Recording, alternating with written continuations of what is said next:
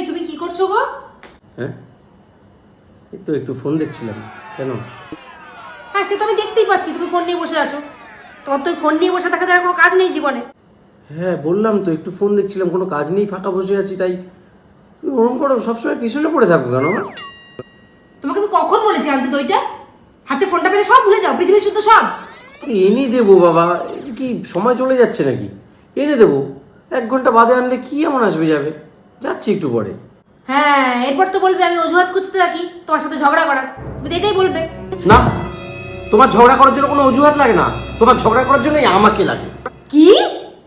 আমাকে তুমি দেখলে চোখের সামনে, ব্যাস হয়ে গেল। আপনি তোমার মাথার মধ্যে ঝগড়া করার কারণ চলে আসবে। কোনো অজুহাত তোমার আলাদা করে খোঁজার দরকার হয় না। যাচ্ছি আমি।